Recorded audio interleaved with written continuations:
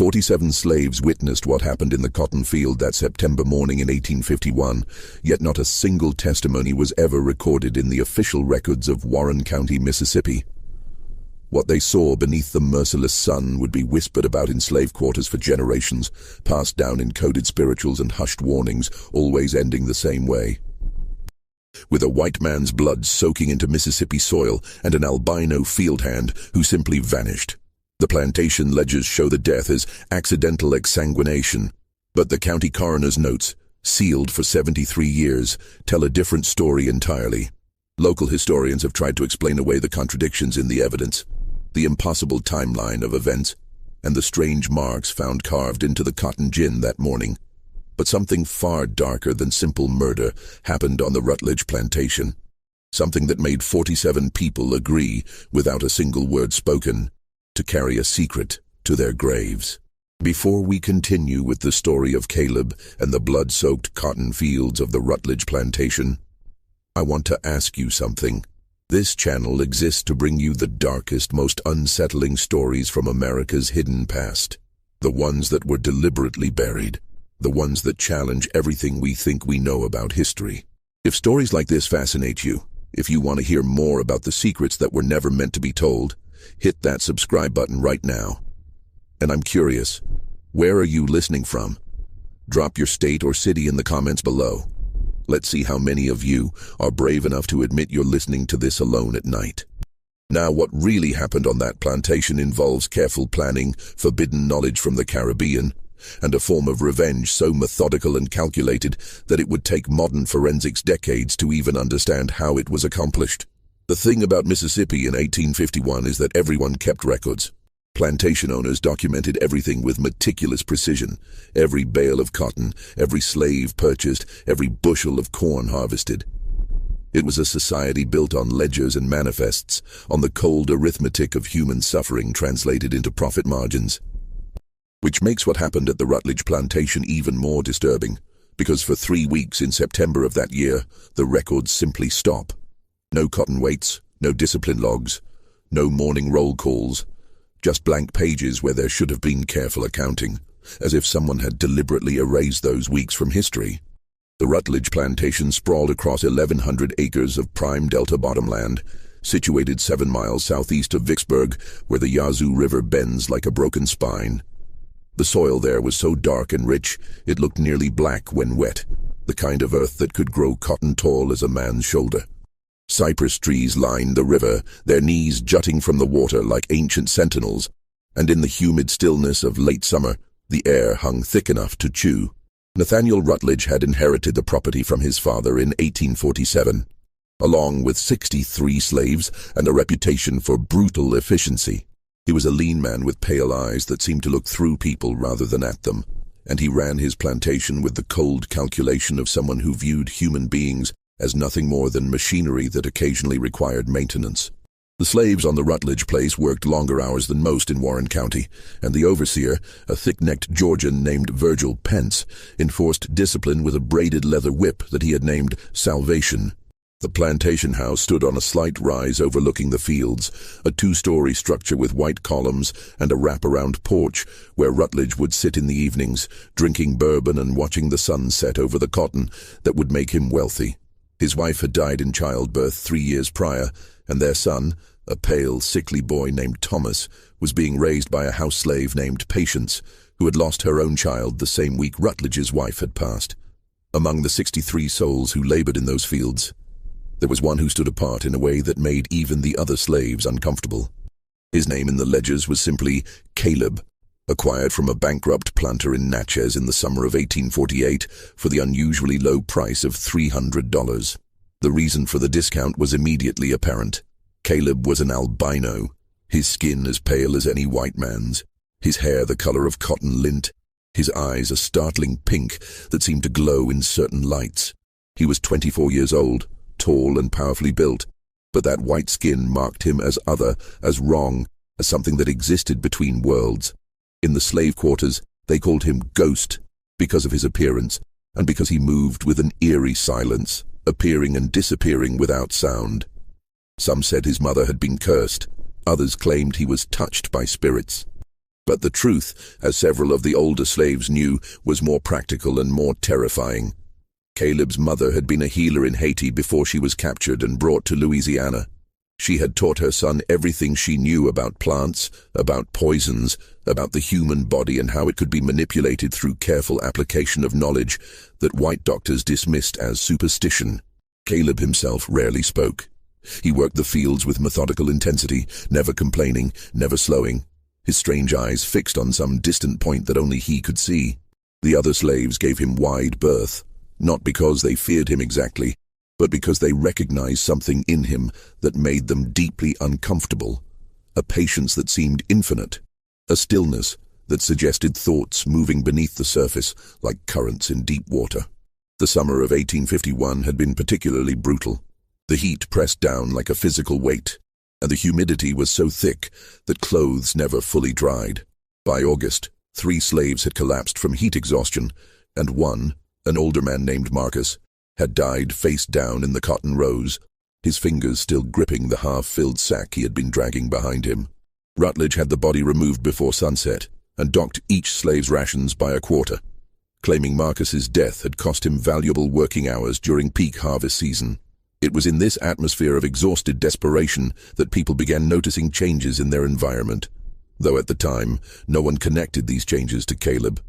The well water began to taste slightly bitter, though not enough to refuse it in the oppressive heat. Several of the plantation dogs died suddenly, foaming at the mouth, and Pence had blamed it on rabies, though no other animals in the area showed signs of the disease. Insects seemed more numerous than usual, particularly flies and mosquitoes, and several slaves developed rashes that the plantation doctor attributed to the heat and poor hygiene. Rutledge himself began complaining of headaches in early August. He became more irritable than usual, quicker to anger, more violent in his punishments. Patients who brought his meals noticed he was eating less, that his hands sometimes shook when he lifted his bourbon glass, that he would sit on the porch for hours staring at nothing. She mentioned this to old Isaiah, one of the field hands who had been on the plantation longer than anyone else, and Isaiah had said something that chilled her. Master's being prepared. Someone's getting him ready. Caleb had been working the section of field closest to the house that summer, close enough to observe Rutledge's routines, close enough to note when the master took his meals, when he drank his bourbon, when he visited the necessary house behind the main building.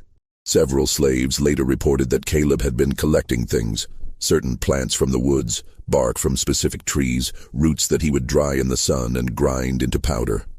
When asked what he was doing, he would simply say he was making medicine for his joints, which ached from the labor. But Isaiah knew better.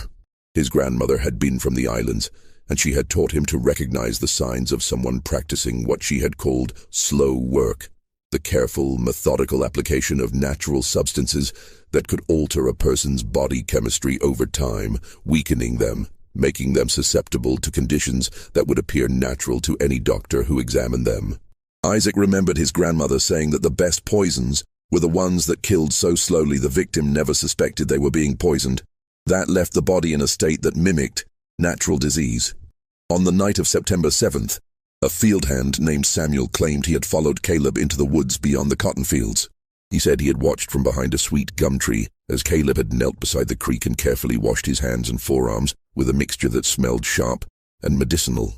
Then Caleb had taken a small cloth bundle from his pocket and unwrapped it, revealing dried plant material that he sprinkled into the water while moving his lips in what looked like prayer, but might have been simple counting.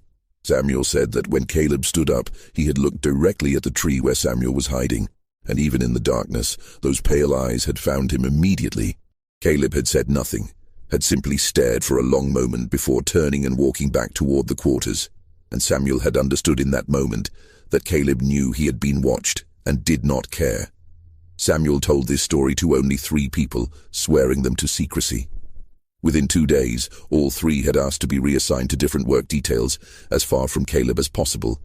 Pence had obliged without asking questions, perhaps sensing something in their faces that made him uncomfortable asking for details. Nathaniel Rutledge noticed none of this. His attention that September was consumed by cotton prices and yield calculations, though his ability to focus was becoming increasingly impaired. His headaches had intensified, and he had begun experiencing episodes of dizziness and nausea. The plantation doctor, an elderly man named Hiram Kendrick, had examined him twice and could find nothing obviously wrong, though he noted that Rutledge's pulse seemed weak and irregular. His skin had taken on a grayish cast, and his eyes appeared slightly jaundiced.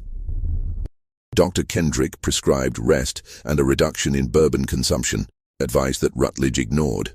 What the doctor did not know, what no one knew except Caleb, was that for 3 months, small amounts of carefully prepared plant extracts had been finding their way into Rutledge's food and drink. Not enough to cause immediate illness, but enough to gradually weaken his cardiovascular system, to make his blood vessels more fragile, to alter his blood chemistry in ways that would become catastrophic under the right conditions. Caleb had learned from his mother that the human body could be manipulated like any other system, that with patience and knowledge, a person could be reduced to a state where a final trigger would cause complete systemic collapse. The plants Caleb used were not exotic or rare. Pokeweed root, which grew abundantly in Mississippi and which in small doses could cause internal bleeding. White snake root, which affected blood coagulation. Foxglove leaves, which disrupted heart rhythm. Water hemlock root, which in minute quantities could damage blood vessels. Each substance was carefully measured, carefully timed, carefully administered through patients who brought Rutledge's meals and who had lost her own child to the master's cruelty, and who asked no questions when Caleb gave her tiny vials of clear liquid to add to the bourbon decanter. By early September, Rutledge's body was a biological time bomb, his cardiovascular system so compromised that any significant stress could trigger catastrophic failure. All that was needed was the right moment, the right trigger. On September 14th, a Saturday, Rutledge made a decision that would seal his fate, though he had no way of knowing it at the time. He had been drinking since early afternoon, the bourbon making him more irritable than usual, and when Pence brought him the week's cotton weights, he flew into a rage. The numbers were down by nearly 12% from the previous week. Someone was slacking. Someone was stealing from him with their laziness. He demanded to know who was responsible for the shortfall. Pence, who had his own reasons for disliking Caleb, and who perhaps hoped that directing Rutledge's anger elsewhere would spare him from it, suggested that the albino had been working slower than usual. It was a lie. Caleb's output had actually increased, but Pence had seen an opportunity and taken it. Rutledge accepted this explanation immediately, perhaps because it confirmed prejudices he already held, perhaps because the bourbon had clouded his judgment, or perhaps because, like Pence, he had felt a vague discomfort around Caleb that he could not quite articulate, but could now justify as suspicion. The order was given. At sunrise on Monday, September 15th, Caleb would receive 20 lashes in front of the assembled slaves, and his rations would be cut by half for 2 weeks. Furthermore, he would be assigned to work the section of field closest to the overseer's shack, where Pence could watch him directly. The punishment was excessive even by the harsh standards of the Rutledge plantation, and several of the older slaves exchanged worried glances when Pence announced it that evening. They had seen the way Caleb had been moving through the summer, the careful attention he had paid to everything around him, and they recognized the signs of someone preparing for something. That night, no one slept well in the slave quarters. The air felt charged, heavy with something more than humidity. Dogs in the surrounding farms barked continuously from midnight until dawn, though this was likely due to a pack of wild hogs moving through the area. Several people later reported hearing sounds they could not identify, though in the darkness and exhaustion, human perception is notoriously unreliable. Patience woke 3 times from nightmares she could not remember, each time with her heart racing and sweat soaking her thin blanket. Caleb spent that night in his shack at the edge of the quarters, preparing the final element of his plan. From the rafters, he retrieved a small leather pouch that contained a powder he had been preparing for weeks. A concentrated mixture of plants that, when inhaled or absorbed through mucous membranes, would cause rapid vasodilation and catastrophic blood pressure collapse. The powder was extremely fine, almost like dust, and could be easily concealed and deployed. His mother had taught him how to make it, had warned him it was dangerous even to handle, had told him it should only be used as a last resort, because once deployed, the results were irreversible and unmistakable to anyone who knew what to look for.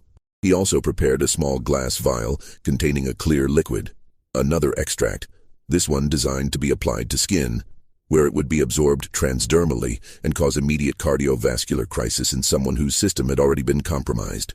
The combination of months of slow poisoning followed by these two final agents would create a medical emergency so severe and so rapid that death would be inevitable, and the symptoms would mimic a natural hemorrhagic event that doctors of the era would have no way to properly diagnose or treat. Monday morning arrived with a sky like hammered pewter and air so still that nothing moved, not even the leaves on the trees. The temperature was already 85 degrees when the wake-up bell rang at 5 o'clock, and by the time the slaves had assembled in front of the big house, the heat was oppressive, a physical weight that pressed down on shoulders and made breathing laborious. Rutledge emerged onto his porch at 6 o'clock sharp, dressed in a white linen suit despite the early hour. He carried his bourbon glass even though it was barely dawn, and his eyes were bloodshot from the previous night's drinking. His hands shook slightly as he set the glass down on the porch railing, and his skin had a greyish undertone that suggested his body was already in distress. Pence stood beside him, the whip called Salvation coiled in his thick hands. The 63 slaves stood in rough rows facing the porch, their faces carefully blank, their eyes focused on nothing in particular. This was survival. Show no emotion, reveal no thoughts, become invisible even while standing in full view. "Bring out the albino," Rutledge said, his voice carrying clearly in the dead air, though it sounded strained, as if speaking required effort. Caleb emerged from the quarters walking slowly, each step measured and deliberate. He was shirtless, his pale torso almost luminous in the growing light, and there were marks on his arms, deliberate scars that he had given himself over the years, each one representing a person he had lost to slavery's cruelty, each one a reminder of why he was doing what he was doing. His pink eyes were fixed on Rutledge with an intensity that made several slaves look away. He moved with purpose, like someone approaching the culmination of long planning. He stopped 10 feet from the porch and stood perfectly still, his hands loose at his sides, his breathing slow and regular. In his right hand, concealed against his palm, was the small leather pouch containing the powder. In his left hand, hidden against his wrist, was the tiny glass vial. He had practiced this moment in his mind 1,000 times, had planned every movement, had calculated every risk. Pence moved toward him with the whip, but something made the overseer pause. Later, he would tell the county sheriff that he had felt uneasy, that something about Caleb's stillness had been unnerving, though he could not articulate why. But Rutledge was watching, and pride pushed Pence forward.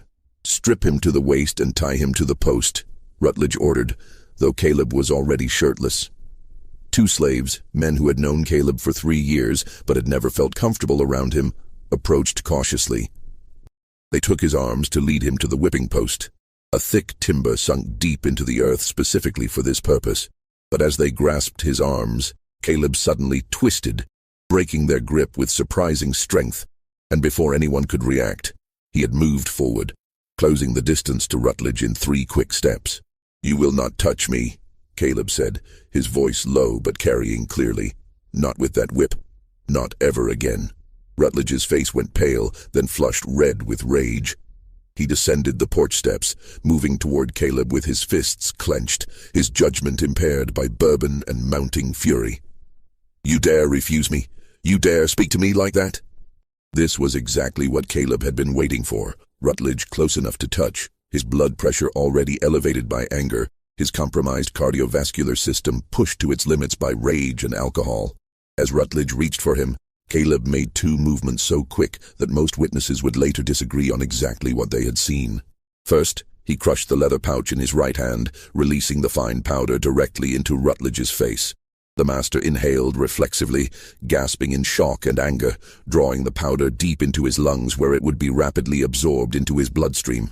Second, as Rutledge staggered back, coughing and sputtering, Caleb's left hand shot out and made contact with Rutledge's chest, just above his heart. The touch lasted less than a second, but it was long enough for the liquid from the broken vial, which Caleb had crushed against his own palm, to transfer to Rutledge's skin through his thin linen shirt. The effect was not instantaneous, but it was rapid. The powder inhaled into Rutledge's lungs caused immediate severe vasodilation, dropping his blood pressure catastrophically. The liquid absorbed through his chest caused his already compromised heart to begin beating irregularly, too fast and then too slow, unable to maintain adequate circulation. And his blood vessels, weakened by months of slow poisoning, began to rupture internally. Rutledge froze, His hands went to his chest, clutching at the place where Caleb had touched him. His eyes widened with confusion and the first edge of terror. And then, with everyone watching, a red stain began to spread across the white linen of his shirt, directly where Caleb had touched him. But there was no external wound. What was happening was internal hemorrhaging so severe that blood was being forced through the pores of his skin, through his sweat glands, seeping out through intact skin in a way that would have been medically impossible without the specific combination of substances Caleb had administered over months. Blood began running from Rutledge's nose, from his ears, from the corners of his eyes. His mouth filled with blood as internal bleeding in his lungs made him cough up dark, thick streams of it. Rutledge staggered backward, his hands clutching at his chest, his eyes wide with confusion and dawning horror. He tried to speak, but blood came from his mouth instead of words, thick and dark, running over his chin and down his neck. He looked at Caleb with an expression that mixed incomprehension with terror, and Caleb looked back with eyes that held something that might have been satisfaction, might have been vindication, might have been simple acknowledgement that a long-planned action had finally been executed. "Walk to the field," Caleb said quietly, his voice steady. "Walk to the center of your cotton, where you have built your wealth on our bodies. Walk there and know what you have done." And remarkably, impossibly, Rutledge turned and began walking toward the cotton fields. Medical science would later suggest that he was in shock, that his brain was starved of oxygen, that he was acting on some final autonomic impulse. But in that moment, it looked as if he was obeying Caleb's command, as if the albino slave had somehow taken control of the dying man's final moments. Rutledge's movements were stiff, mechanical, and blood continued to flow from his chest, from his mouth, from his nose and ears, soaking his white suit until it was entirely red. He left a trail of crimson drops in the dust, each one marking his path, each one soaking into the earth he had worked slaves to exhaustion to cultivate. Pence stood paralyzed, his mouth working soundlessly. The assembled slaves watched in silence, and though many of them hated Rutledge with an intensity that had sustained them through years of brutality, what they saw in that moment was something beyond simple murder.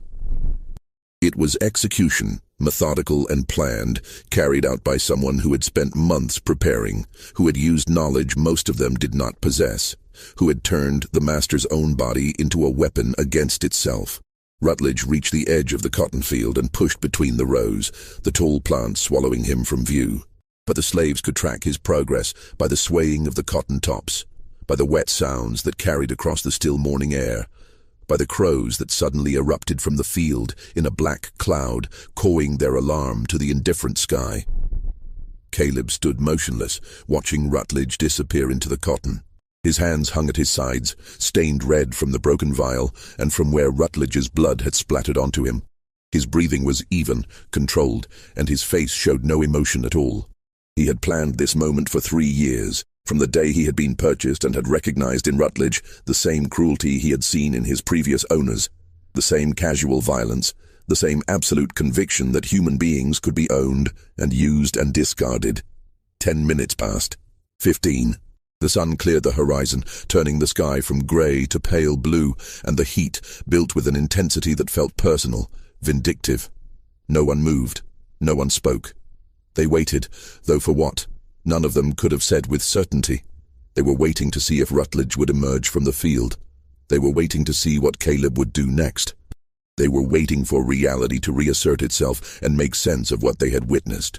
Finally, the swaying cotton fell still. The wet sounds ceased. A silence descended that felt absolute, as if the world had stopped breathing. Caleb turned to face the assembled slaves.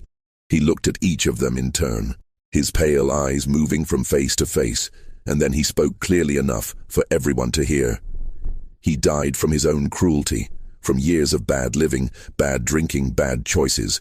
His body gave out because he drove it as hard as he drove us. The doctor will find nothing that points to anything except natural causes. A hemorrhagic event, a stroke, a heart failure, something his body was always going to do eventually. I simply made sure it happened today, in front of all of you, so you would know that monsters are not invincible. They are just men, and men can die. Then Caleb walked to the quarters, gathered his few possessions, and disappeared into the woods before Pence recovered enough presence of mind to try to stop him. By the time the overseer organized any response, Caleb was gone, and he would never be found despite extensive searches. The immediate aftermath was chaos constrained by terror. Pence, who had finally regained the ability to move, wanted to run into the field immediately to check on Rutledge. But something, call it instinct, call it the primal part of the brain that recognizes danger before conscious thought can process it, kept him rooted to the spot for several more minutes. When he finally forced himself to move, he grabbed 3 slaves he considered reliable. Men who had been on the plantation for years, who had never caused trouble, and ordered them at gunpoint to accompany him into the field. They followed the trail of blood drops that Rutledge had left, the crimson spots already turning brown in the sun, each one marking his path like some terrible breadcrumb trail. The cotton plants were taller than usual that year, nearly 7 feet high, and moving between the rows felt like walking through a maze. The leaves brushed against their skin with a sound like whispering, and flies had begun to gather, their buzzing growing louder as the group pushed deeper into the field. They found Rutledge in a clearing at the center of the field, in a spot where the cotton had been planted in a circular pattern around a space perhaps 10 feet in diameter. He was lying on his back, his arms spread wide, his legs straight. His white suit was now entirely red, soaked through with blood, and more blood had pooled beneath him, soaking into the earth in a dark stain that would remain visible for weeks. But it was his face that made 2 of the 3 slaves turn and run immediately, leaving Pence and the remaining man, an older slave named Isaiah, staring down in horror. Rutledge's skin was paper white, so pale it was nearly translucent, drained of blood to a degree that seemed impossible. His eyes were open, staring upward at the sky, but they were filmed over and colorless. His mouth hung slack, and his tongue looked bleached.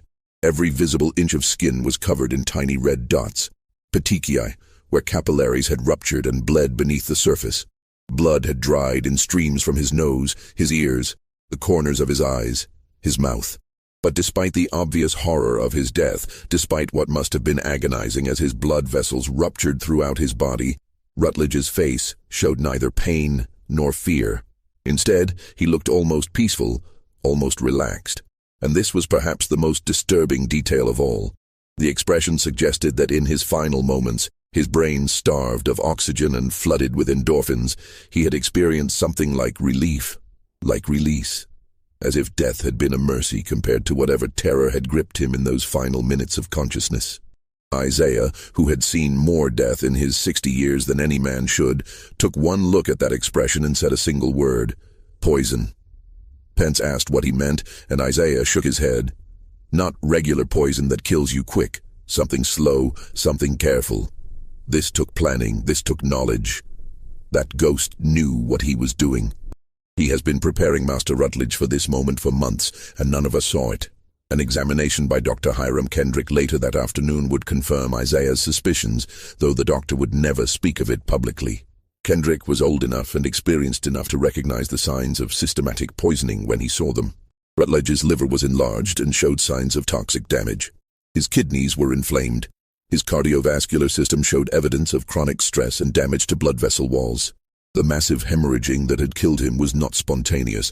It was the final result of months of careful preparation, the culmination of a plan that had weakened every system in Rutledge's body until a final trigger could cause complete collapse. Dr. Kendrick found traces of plant material in Rutledge's lungs, a fine powder that he could not identify, but which had clearly been inhaled shortly before death. He found chemical burns on Rutledge's chest, where some caustic substance had been absorbed through the skin. He estimated that Rutledge had lost nearly 5 quarts of blood, most of it internally, and that the hemorrhaging had occurred through thousands of ruptured capillaries throughout his entire body. A medical event so catastrophic that Kendrick had never seen anything like it in 40 years of practice. This was murder, Kendrick wrote in his preliminary notes, which he carefully sealed and hid. Sophisticated, calculated, and executed with knowledge that rivals or exceeds my own medical training.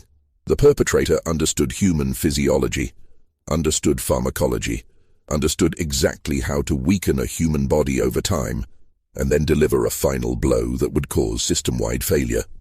This was not the work of an ignorant field hand. This was the work of someone with extensive training in the use of natural substances as weapons. But Dr. Kendrick also understood the implications of making such a statement publicly. To admit that a slave had possessed the knowledge and skill to commit such a sophisticated murder would be to admit that slaves were not the ignorant, childlike beings that white society insisted they were.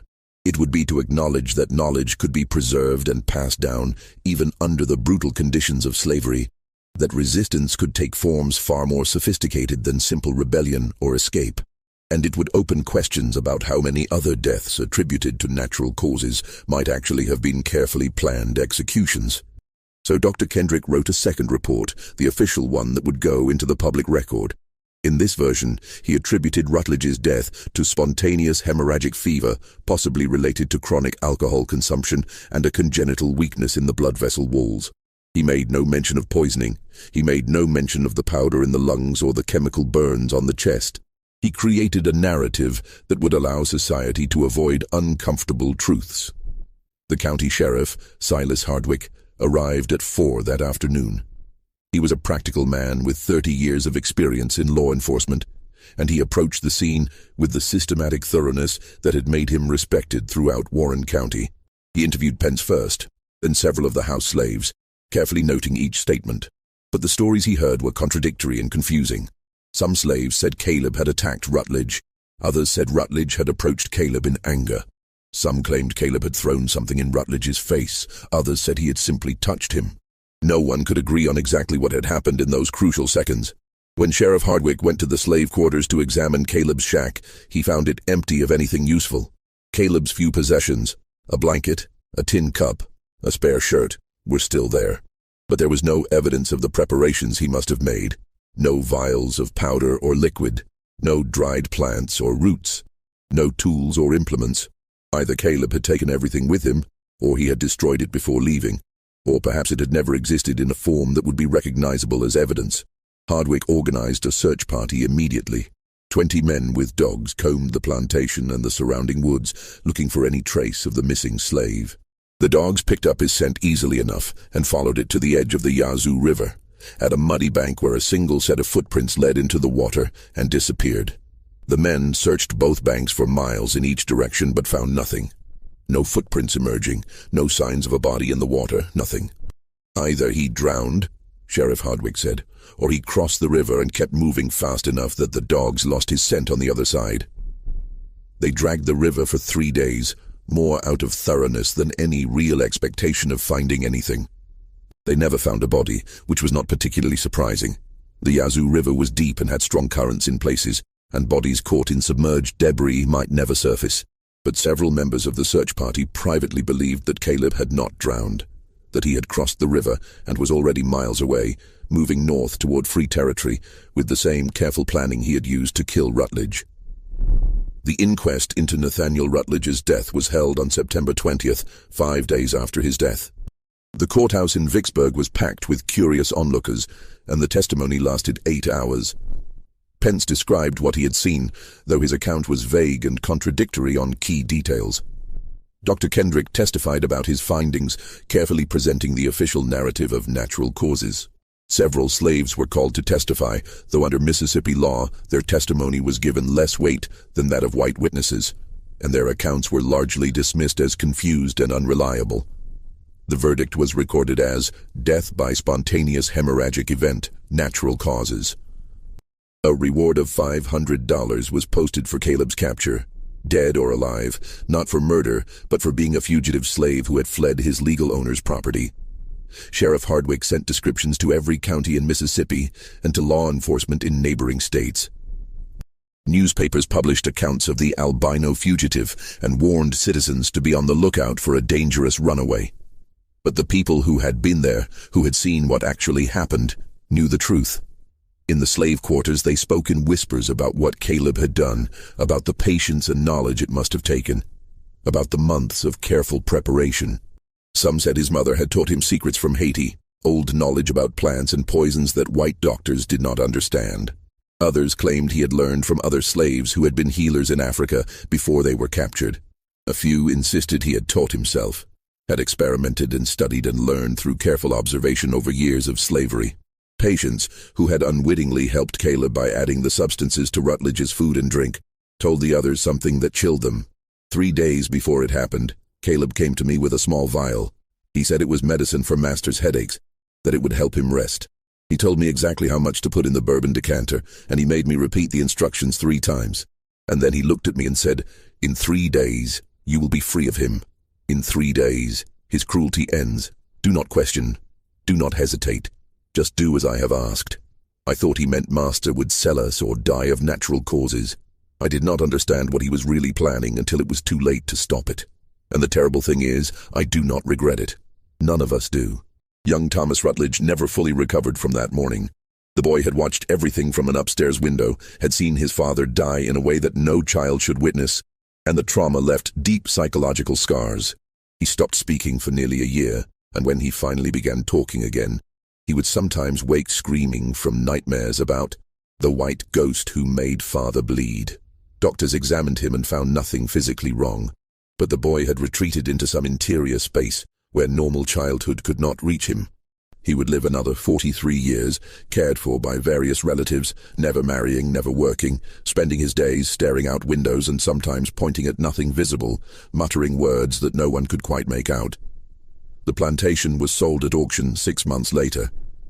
The slaves were distributed among several buyers, deliberately separated to prevent them from discussing what they had witnessed. The new owners found the property difficult to work. Several overseers quit within weeks, claiming the slaves were unsettled and unresponsive, though the real reason was likely that the story of what had happened had spread, and no white man wanted to be the next victim of similar treatment. The cotton field where Rutledge had died was plowed under and replanted, but the soil in that central circle where his body had lain never produced healthy plants again. For 3 consecutive growing seasons, cotton planted in that spot withered and died, the leaves turning yellow and falling off prematurely. Agricultural experts examined the soil and found nothing obviously wrong, though privately some suggested that the massive amount of blood that had soaked into the earth might have altered its chemistry in ways that inhibited plant growth. By 1854, the new owner had abandoned the property entirely, and the fields returned to wilderness.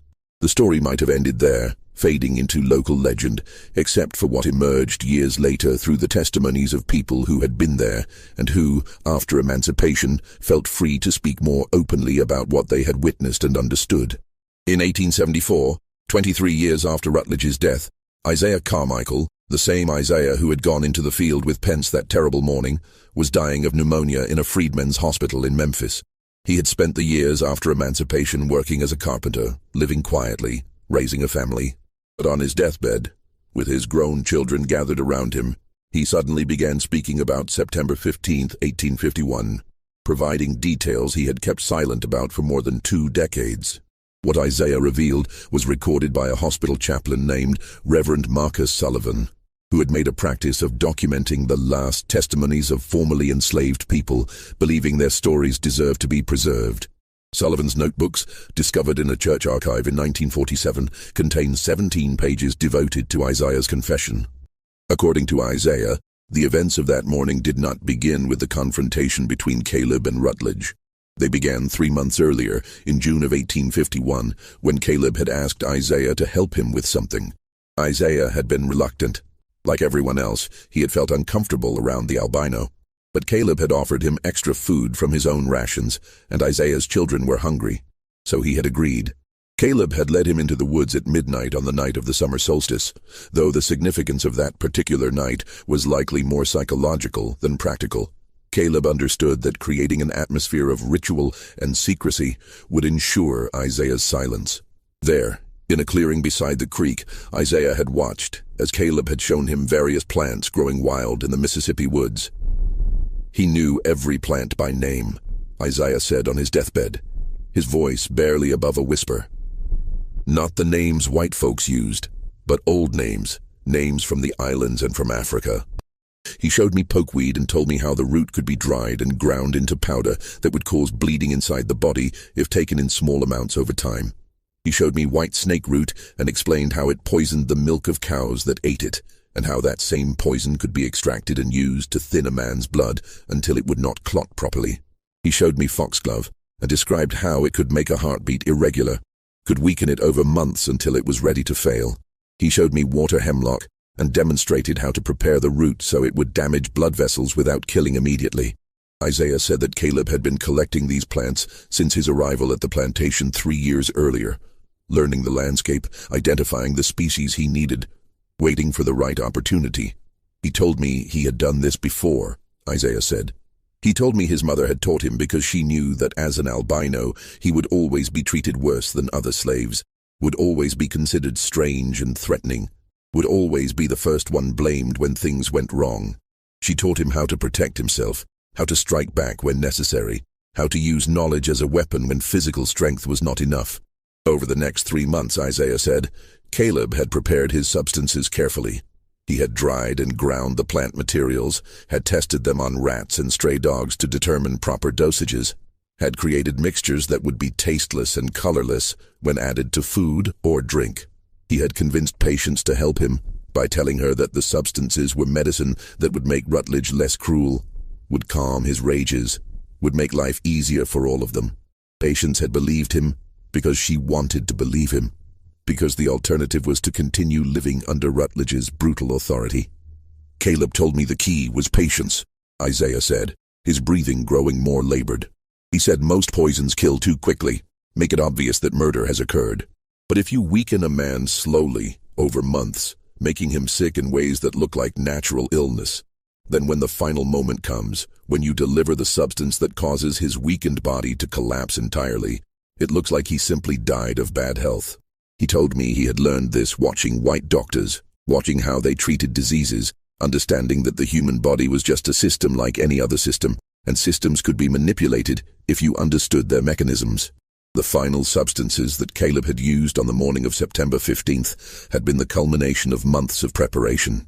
The powder he had thrown in Rutledge's face was a concentrated mixture designed to be inhaled, to enter the bloodstream through the lungs and cause rapid vasodilation, the sudden expansion of blood vessels that would drop blood pressure catastrophically in someone whose cardiovascular system had already been compromised. The liquid he had applied to Rutledge's chest was an extract that could be absorbed through skin, especially thin skin like that covering the chest, and that would cause the heart to beat erratically, failing to pump blood effectively. He told me the hemorrhaging would be spectacular, Isaiah said. He said Rutledge's body was so weakened that when these final substances took effect, blood vessels throughout his body would rupture.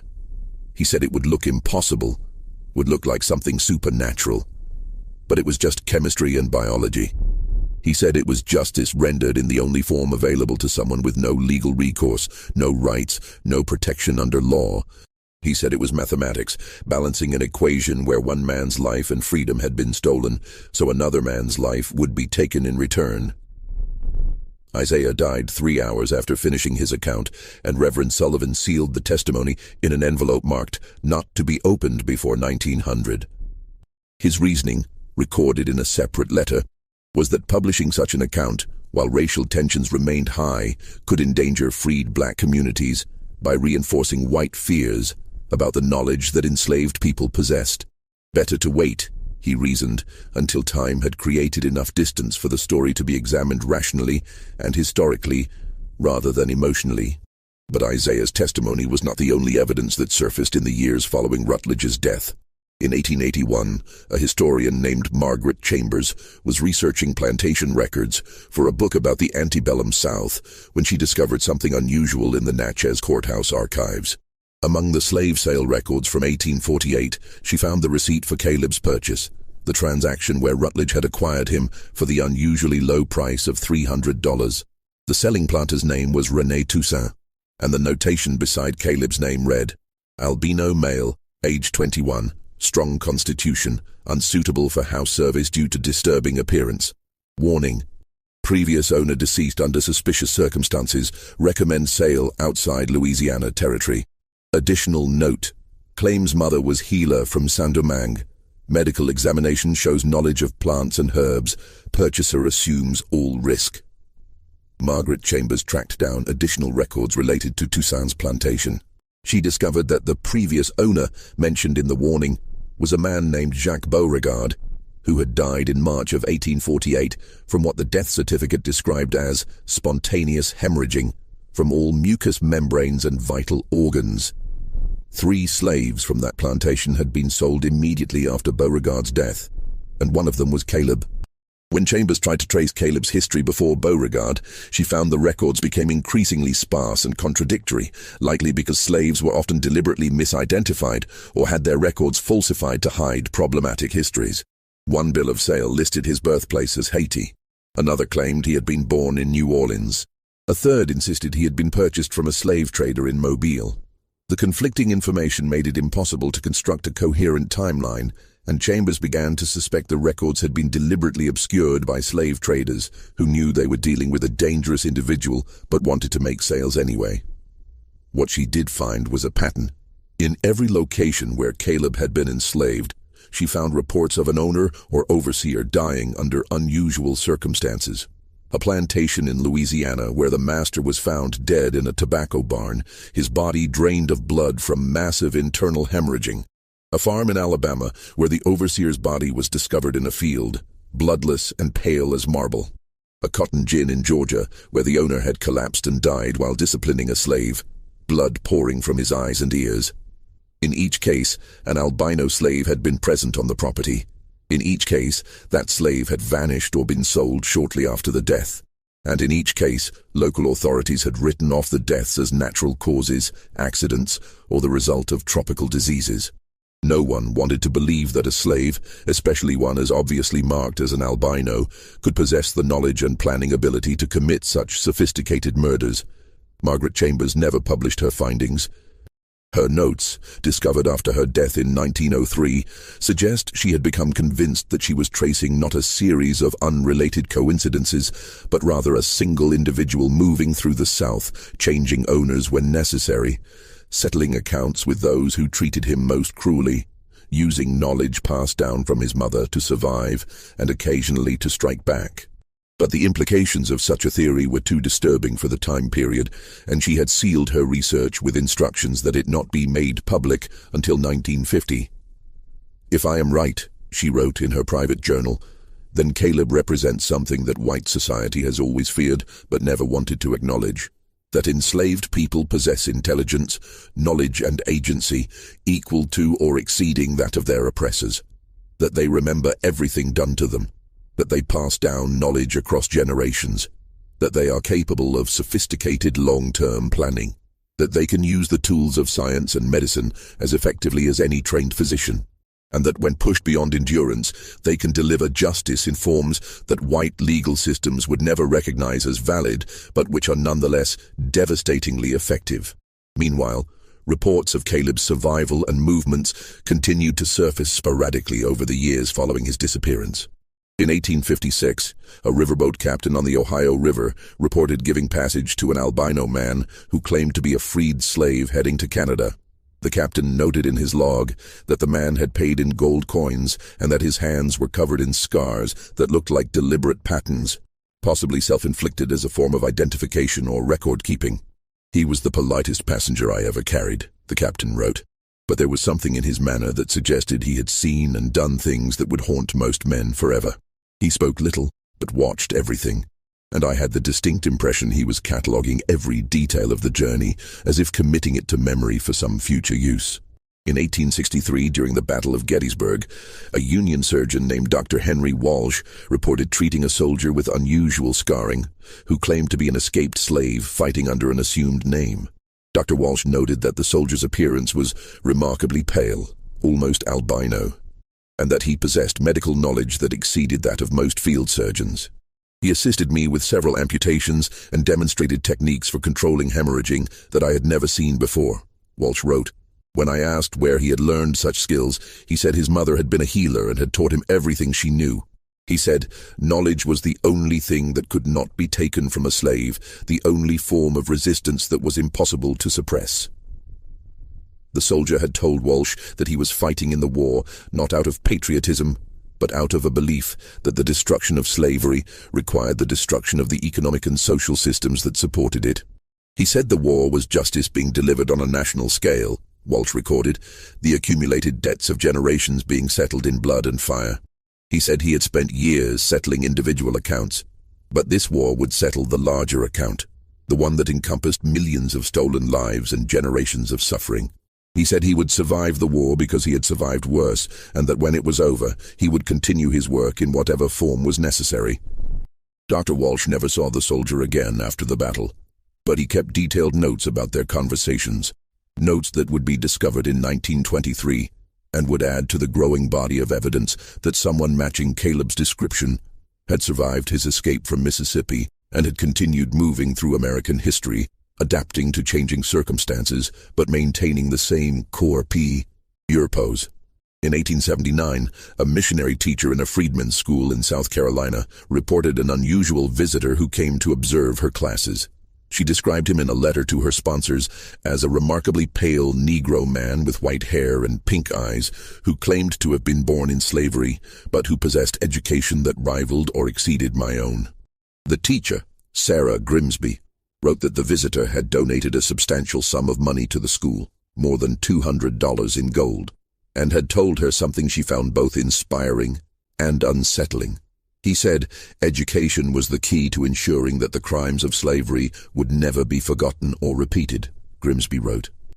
He said that every child who learned to read and write was a witness who could testify to history, who could preserve memory across generations, who could ensure that truth would eventually prevail over the lies that had sustained slavery. But he also said something darker. He said that some debts could never be fully repaid, that some crimes were so great that justice could only be approximated, never achieved. He said he had spent his life trying to balance accounts that were fundamentally unbalanceable, and that the frustration of that impossible task was its own form of torture. I asked him why he continued if he believed the task was impossible, and he looked at me with eyes that seemed far older than his apparent age and said, "Because someone must, because memory must be honored, because the dead deserve to have their suffering acknowledged, even if it cannot be undone." These scattered reports, collected by various researchers over the decades, never amounted to definitive proof that a single individual had survived from 1848 through 1879 and beyond. They could be explained as different people with similar appearances and similar backgrounds. But taken together, they suggested something else. That Caleb had indeed escaped successfully, had made his way north, had survived the Civil War, and had continued living with the knowledge of what he had done and what had been done to him. The most disturbing evidence emerged in 1911, 60 years after Rutledge's death, when the Yazoo River flooded catastrophically, submerging large portions of Warren County beneath 15 feet of muddy water. When the waters receded 3 weeks later, the landscape had been fundamentally altered. The river had jumped its banks and carved a new channel, exposing sections of bottomland that had been underwater or buried in silt for decades. Among the debris and mud left behind, workers cleaning up near the site of the old Rutledge plantation made a discovery that would restart the investigation into events from 60 years earlier. Buried in a mud bank, wrapped in oilcloth and sealed in a metal box that had protected them from water damage, they found the personal journals of Nathaniel Rutledge, covering the period from January 1851 to September 14, 1851, the day before his death. The journals were turned over to the County Historical Society, where they sat for 3 years before anyone read them carefully. When they were finally examined by a local historian named Thomas Everett in 1914, they revealed details that fundamentally changed the understanding of what had happened in September 1851. According to his journal entries, Rutledge had been aware that something was wrong with his health starting in late June 1851. He described experiencing persistent headaches, episodes of dizziness, and unusual fatigue. He had consulted Dr. Kendrick multiple times, but the doctor had found nothing obviously wrong and had attributed the symptoms to stress and excessive drinking. Rutledge had initially accepted this diagnosis, but as the weeks progressed and his symptoms intensified, he had begun to suspect something else was happening. "I am beginning to fear that I have been poisoned," Rutledge wrote on August 15th. "My symptoms do not match any natural illness I have experienced or read about. The headaches come and go without pattern. My vision blurs unexpectedly. I feel weakness in my limbs that has no obvious cause, and most disturbing, I have noticed small spots of blood appearing on my pillow in the mornings, as if I am bleeding from my nose or mouth during sleep, though I never feel it happening.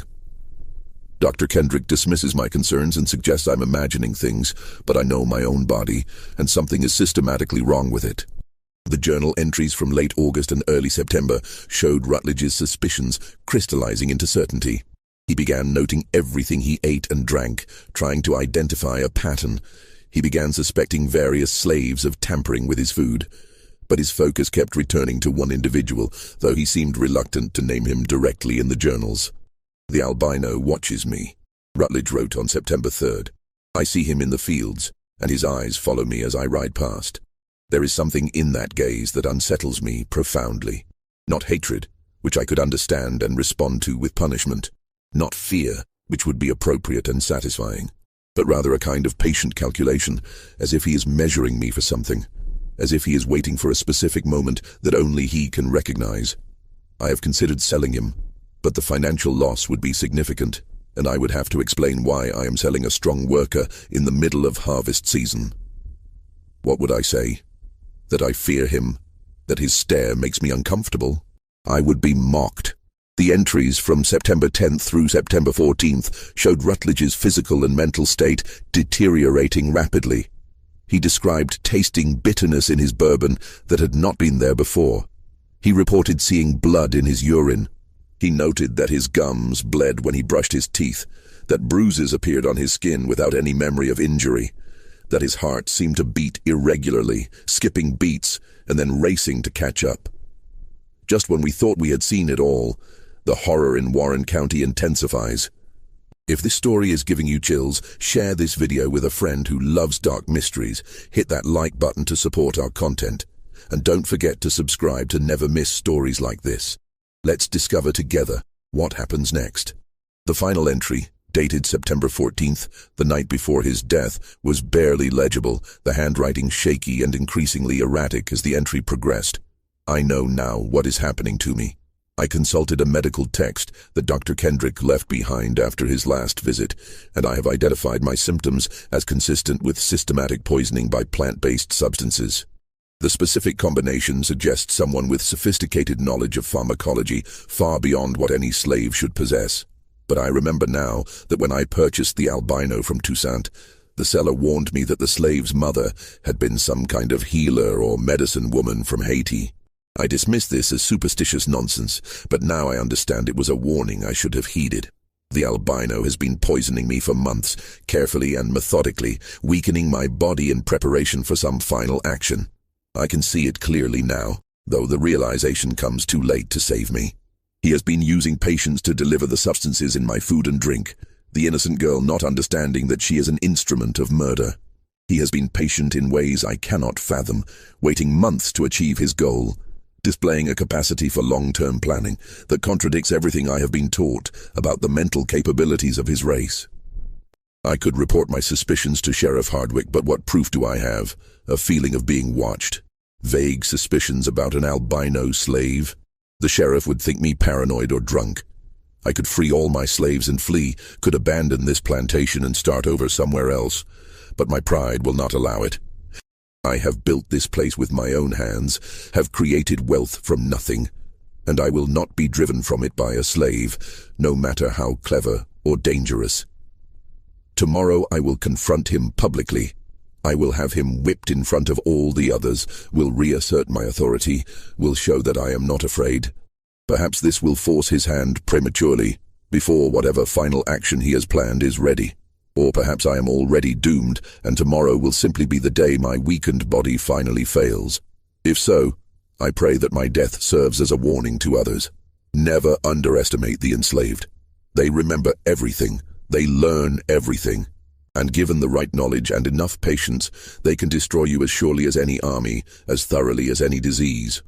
Thomas Everett, who discovered these journal entries, was deeply troubled by what they revealed. Unlike the official narrative that had been constructed in 1851, a narrative of unprovoked attack by a violent slave, Rutledge's own words proved that he had understood exactly what was being done to him, had identified Caleb as the perpetrator, and had made a conscious decision to confront him anyway, driven by pride and by an unwillingness to admit that a slave could outwit him.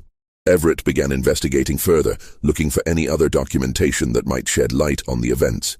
He found the sealed coroner's notes from 1851, which Dr. Kendrick had hidden away. Reading them alongside Rutledge's journal created a complete picture of what had happened. Months of careful poisoning using plant extracts, culminating in a final application of substances that triggered catastrophic hemorrhaging in a body that had been systematically weakened and prepared for exactly that outcome. What emerges from these documents, Everett wrote in his analysis, is not a story of supernatural revenge or divine justice, but rather a case study in sophisticated murder carried out by someone with extensive knowledge of human physiology and pharmacology. Caleb was not a monster or a ghost or a supernatural being.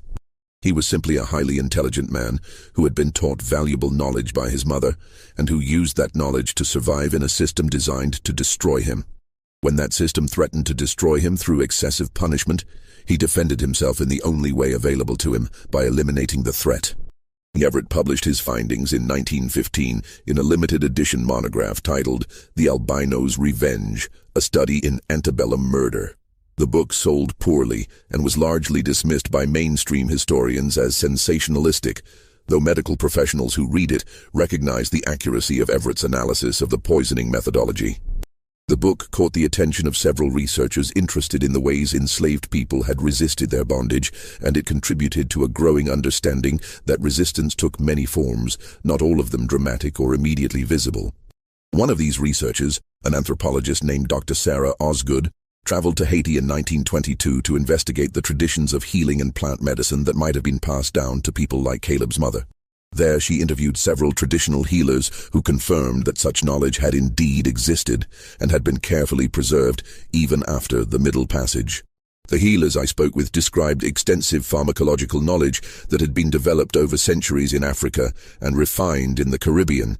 Dr. Osgood wrote in her field notes, "They could identify hundreds of plants by sight and knew their properties. Which ones could heal, which ones could kill, which ones could be used in combination to achieve specific effects. This knowledge was considered sacred and was typically passed only from parent to child, or from master to apprentice within secret societies. The fact that an enslaved woman would teach such knowledge to her son suggests she understood he would need every possible advantage to survive." Dr. Osgood's research confirmed that the substances Caleb had used were all native to Mississippi, or could have been found growing wild in the region. Pokeweed, white snake root, foxglove, and water hemlock were all common plants that knowledgeable people understood could be dangerous if used improperly, or effectively if used with intent. The sophistication lay not in using exotic or rare substances, but in understanding dosages, timing, and combinations that would achieve the desired effect without being immediately obvious. What Caleb accomplished required extensive knowledge, careful observation, meticulous planning, and extraordinary patience, Dr. Osgood concluded. It also required a willingness to accept that he might die in the attempt, that his plan might be discovered, that he might face torture and execution if caught. The fact that he succeeded, that he escaped, and that he apparently survived for decades afterward, suggests a level of intelligence, courage, and determination that should force us to reconsider every assumption we have made about the capabilities and agency of enslaved people. The final piece of the puzzle emerged in the most unexpected way, through a source that initially seemed questionable, but which ultimately provided crucial confirmation of the entire narrative. In 1947, 96 years after Rutledge's death, a package arrived at the Warren County Historical Society, postmarked from Toronto, Canada. It had been mailed anonymously and contained a handwritten letter, along with a small leather-bound journal. The letter was brief and written in careful, educated handwriting. "I am sending you the personal journal of a man who called himself Caleb, though that was not his birth name. I found this journal among my grandfather's possessions after his death last year. My grandfather was a conductor on the Underground Railroad and helped many escaped slaves reach Canada in the years before and during the Civil War. Caleb was one of those he helped, and they remained friends until my grandfather's death in 1893. Caleb gave him this journal shortly before Caleb's own death in 1895, asking that it be preserved and eventually made public once enough time had passed that the truth could be told without endangering anyone. I believe enough time has now passed. The people described in these pages are long dead. The system they represented has been destroyed. But the story deserves to be known, both as a testament to one man's resistance and as a warning about what human beings become capable of when pushed to extremes. The journal itself was remarkable. Written in a neat, precise hand, it covered Caleb's life from approximately 1845 through 1893. Though it was not a daily diary, but rather a series of reflective entries written at various points over nearly 50 years. The entries were not dated precisely, but were marked by location and by significant events.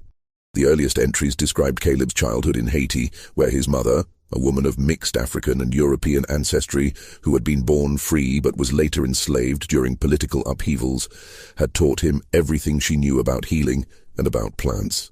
She had taught him to read and write in secret, using a Bible she had hidden. She had taught him about the human body, about how it functioned and how it could malfunction. And she had taught him something else, something that would shape the rest of his life. "My mother told me that knowledge was power," Caleb wrote in one of the earliest entries, "but that for someone like me, marked by my white skin as different, treated with suspicion and fear by both blacks and whites, knowledge had to be hidden knowledge, applied carefully and sparingly. She said I would never be able to live as a normal man, would never be fully accepted by any community, would always be seen as strange and threatening. Therefore I had to make my strangeness my strength. I had to become someone who understood more than others, who could see patterns they could not see, who could plan further ahead than they could imagine. She said I would have to be patient beyond normal human patience, and that I would have to accept loneliness as the price of survival." The journal described Caleb's mother's death when he was 17, killed by an overseer who had tried to force himself on her and whom she had poisoned in self-defense.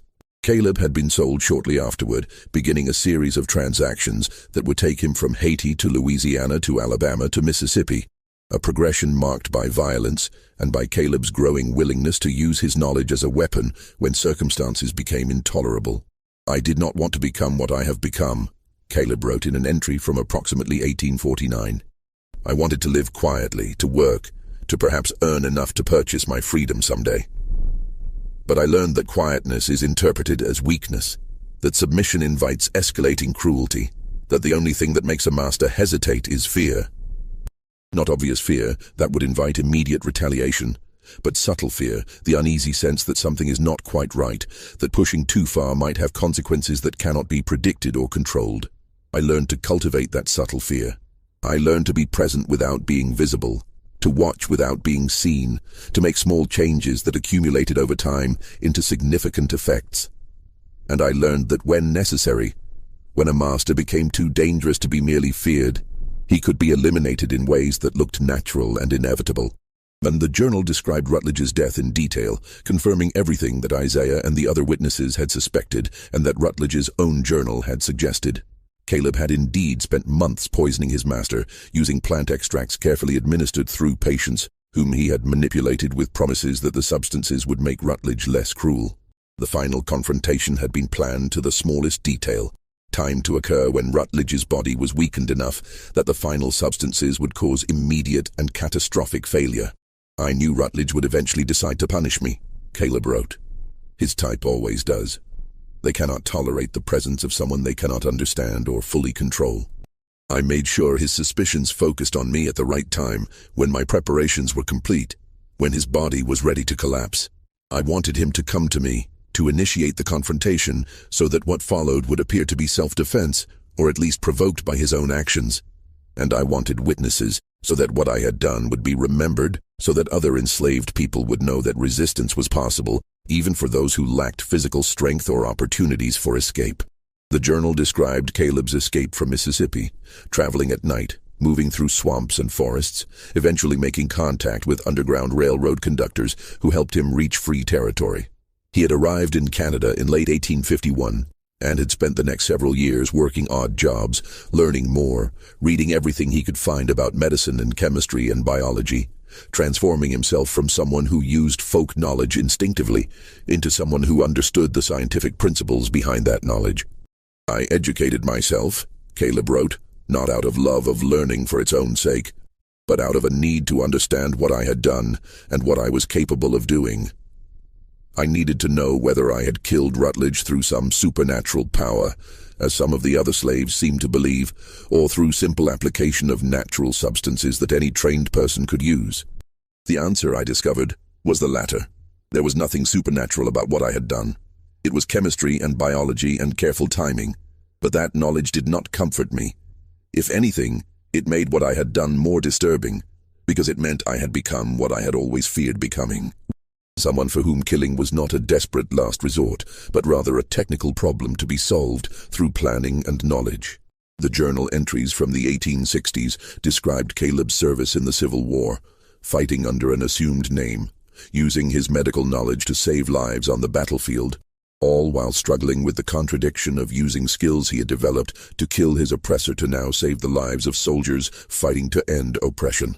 He had been wounded twice, both times recovering faster than doctors expected, and he had mustered out in 1865 with an honorable discharge and a small pension. The later entries, from the 1870s through the early 1890s, described a life of quiet anonymity in Canada, working as an herbalist and occasionally as an informal medical consultant, never advertising his services, but developing a reputation among certain communities as someone who understood illness and healing in ways that conventional doctors did not. He had never married, had formed few close friendships, and had spent much of his time alone, reading, thinking, and trying to come to terms with what he had done and what it had cost him. "I survived," Caleb wrote in one of the final entries, dated approximately 1893, when he would have been in his 60s. "I lived longer than most enslaved people, longer than most free people, certainly longer than Rutledge or any of the other masters I killed, but I cannot say I truly lived in any meaningful sense. I became a ghost long before I was called that name. I hollowed myself out to survive, removed everything soft and vulnerable, transformed myself into an instrument of resistance and revenge. And when the need for that instrument passed, when slavery ended and the system that created me was destroyed, I found I did not know how to be human again. I had forgotten how to feel joy, how to trust, how to hope for anything except survival. The price of my resistance was my humanity, and I do not know if that was a fair trade or simply the only trade available to me." The journal ended with a reflection that was both chilling and profoundly sad. "I am dying now, slowly but inevitably, my body finally failing after years of abuse and stress. I have no regrets about what I did, but I have no satisfaction either. I killed several men who deserved to die, but their deaths did not end slavery or heal the damage it caused. I survived when millions did not, but my survival came at a cost that I'm only now beginning to fully understand. If there is a lesson in my story, it is this: oppression creates monsters on both sides. Rutledge was a monster made by a system that told him he had the right to own human beings. I became a monster made by that same system, shaped by necessity into something that could strike back, but that lost its humanity in the process. The true tragedy is not that either of us died, but that the system that created us both continued for so long, creating so many monsters, destroying so many lives. I pray that future generations will learn from this history, will understand that systems of oppression corrupt everyone they touch, and will choose to build something better." The Historical Society initially debated whether to make Caleb's journal public. The evidence it contained was disturbing and challenged comfortable narratives about slavery and resistance.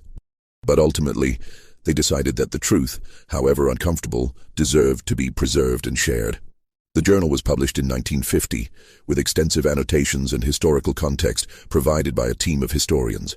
It caused considerable controversy, with some scholars praising it as an invaluable primary source that provided unique insight into enslaved people's strategies of resistance, while others questioned its authenticity or argued that it presented an overly sympathetic portrait of a murderer. But forensic analysis of the paper and ink confirmed that the journal had indeed been written over a period of decades in the mid to late 19th century. Handwriting analysis matched samples from other documents that could be reliably attributed to the same individual. And most convincingly, the journal contained details about the Rutledge plantation, about Vicksburg in the 1850s, and about specific events that could only have been known by someone who was actually present. Medical historians who examined the journal were particularly impressed by the level of pharmacological knowledge it demonstrated. Dr. Elizabeth Hartwell, writing in the Journal of Medical History in 1952, noted that the methodologies described in Caleb's journal align perfectly with what we now understand about the toxic properties of the plants he mentioned. His descriptions of dosages, timing, and combinations show sophisticated understanding of pharmacokinetics, how substances are absorbed, distributed, metabolized, and excreted by the human body. This was not folk medicine or superstition. This was applied science, carried out by someone with limited formal education, but exceptional observational skills and analytical intelligence. The publication of the journal also prompted several descendants of enslaved people to come forward with family stories that had been passed down through generations. One woman, Marie Dawson, whose great-great-grandmother had been enslaved on a plantation adjacent to the Rutledge property, shared a story that her ancestor had told about the white ghost who made masters afraid. My great-great-grandmother said that after what happened to Mr. Rutledge, the other plantation owners in the area became much more careful, Marie said in an interview recorded in 1951. They stopped the worst beatings. They improved the food a little. They became suspicious of their drinks and their meals. Some of them hired food tasters like kings in old stories, using other slaves to test everything before they ate it themselves. The fear spread beyond just that one plantation. The idea that a slave could kill a master without leaving evidence, could use knowledge as a weapon, could plan months in advance and execute a perfect murder. That idea terrified them. And that fear, my great-great-grandmother said, was worth almost as much as freedom. Not quite, but almost. Because for a little while they remembered that we were human beings, capable of thought and planning and resistance, not just property to be used however they wanted. Other testimonies collected in the 1950s and 1960s suggested that Caleb's story, or at least versions of it, had spread through enslaved communities across the South, becoming a legend that inspired both hope and caution. Hope, because it demonstrated that resistance was possible even under the most oppressive conditions. Caution, because the story also illustrated the terrible personal cost of such resistance, the way it transformed a person into something cold and calculating, something that could no longer fully participate in normal human community. Forensic investigators in the 1960s, using newly developed techniques, examined the soil samples that had been preserved from the site where Rutledge's body had been found. They confirmed the presence of unusually high concentrations of certain alkaloids and plant compounds that matched the substances Caleb had described using. The concentration was particularly high in the central area where the blood had pooled, and chemical analysis suggested these compounds had indeed come from the plants Caleb had mentioned: pokeweed, white snake root, foxglove, and water hemlock. What we're looking at here is essentially a 19th century poisoning that can now be confirmed using 20th century forensic science, wrote Dr. James Patterson in a 1967 article in Toxicology Today. The methodologies described in Caleb's journal are scientifically sound. The substances he used would indeed have produced the effects he described. The timeline he outlined, months of gradual poisoning followed by a final catastrophic dose, aligns perfectly with what we understand about cumulative toxicity and cardiovascular collapse. This was not luck or coincidence. This was deliberate, knowledgeable, and expertly executed. Onkeen. The last confirmed reference to Caleb appeared in Canadian census records from 1891, where a man matching his description, described as Albino Negro, age approximately 64, occupation herbalist, unmarried, no children, was listed as living alone in a rural area outside Toronto. The 1901 census showed no such person at that address or anywhere in the surrounding region, suggesting that Caleb had died sometime in the 1890s, as his journal indicated. Several researchers attempted to locate his grave, but found no burial records under the name Caleb, or under any of the various aliases that he was known to have used. He had apparently died as he had lived for most of his adult life, anonymously, leaving minimal trace existing at the margins of official record-keeping. The only permanent record of his existence was his journal, the testimony of those who had known him, and the carefully documented death of Nathaniel Rutledge on September 15, 1851. In 1998, the Warren County Historical Society erected a small marker near the site where the Rutledge plantation had once stood. The marker does not mention Caleb by name or describe the specific circumstances of Rutledge's death, but it acknowledges the complexity of the historical record. On this land stood the Rutledge plantation, site of one of the most controversial incidents in Warren County history. In September 1851, plantation owner Nathaniel Rutledge died, under circumstances that remain disputed. Official records attributed his death to natural causes. Other accounts suggest he was killed by an enslaved person using sophisticated knowledge of plant toxins. Whatever the truth, this incident serves as a reminder that the history of slavery is not simple, that resistance took many forms, and that enslaved people possessed intelligence, knowledge, and agency that the system of slavery attempted but failed to completely suppress. We remember all who lived and died here, both the oppressor and the oppressed, as we work to ensure that such systems of human exploitation are never permitted to exist again. The marker sparked protests from some local residents who felt it was inappropriate to commemorate what they considered a murder, while others praised it for acknowledging historical complexity. The debate continued in local newspapers for months, with historians, civil rights activists, and descendants of both enslaved people and slave owners offering competing interpretations of what the incident meant and how it should be remembered. But perhaps the most telling commentary came from Dr. Angela Freeman, an African-American historian who had studied Caleb's case extensively. In a 2003 article titled "The Ethics of Resistance: Reconsidering Violence in the Context of Slavery," she wrote, "We are uncomfortable with Caleb because his story forces us to confront questions we would prefer to avoid. Was he justified in killing Rutledge? By modern legal standards, no. He committed premeditated murder. But can modern legal standards be applied to a system where enslaved people had no legal recourse, no protection, no recognition as human beings with rights? Where violence against them was not only legal but socially acceptable? Where they faced brutality, family separation, and death as routine aspects of their existence? Caleb chose violence, but he chose it carefully, methodically, and after exhausting all other options. He did not kill randomly or out of passion.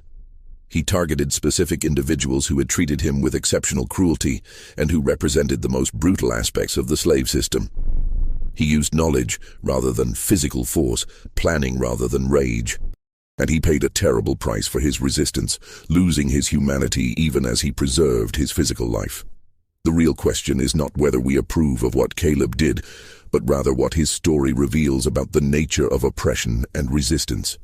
Systems of oppression create situations where violence becomes one of the few available forms of agency for the oppressed. They transform human beings into weapons against their oppressors, and they create moral complexities that cannot be resolved by simple condemnation or simple approval. Caleb was neither hero nor villain. He was a human being pushed beyond normal human limits, who responded with intelligence, courage, and ruthlessness in equal measure. His story should disturb us. It should make us uncomfortable, and it should make us determined to build societies where such desperate measures are never necessary, where all people have access to legal justice, where knowledge is used for healing rather than for killing, and where no human being is ever pushed so far beyond endurance that they must hollow themselves out to survive. This mystery shows us that the deepest horrors of history are not supernatural but human. Systems that dehumanize, that push people to extremes, that force them to choose between submission and transformation into something they never wanted to become. It shows us that resistance can take forms we never imagined, carried out by people we might not recognize as heroes, using methods that make us profoundly uncomfortable. And it shows us that the legacies of such systems echo forward through generations, creating moral complexities that cannot be easily resolved or forgotten. What do you think of this story? Do you believe Caleb was justified in what he did? Or do you think his actions crossed a moral line that should never be crossed regardless of circumstances? Was he a freedom fighter using the only weapons available to him? Or a murderer who allowed himself to become as monstrous as his oppressor? Do such impossible moral situations still exist in our world today, where people face choices between submission to cruelty and resistance through violence? Leave your comment below. If you enjoyed this tale and want more horror stories like this, subscribe, hit the notification bell, and share with someone who loves mysteries. See you in the next video. The cotton fields where Nathaniel Rutledge died have long since returned to wilderness, reclaimed by the same nature that provided Caleb with the tools of his resistance. The Yazoo River still flows past the site, carrying water that has witnessed more history than any living person can remember. And somewhere in the soil of that place, molecules that were once part of Nathaniel Rutledge's blood have been absorbed into plants, into trees, into the continuing cycle of life and death and transformation. The people who witnessed that September morning in 1851 are all long dead, but their descendants still live in Mississippi and across the country, carrying forward stories that were whispered in slave quarters and passed down through generations. And in those stories, Caleb remains, not as a ghost or a supernatural being, but as something perhaps more unsettling.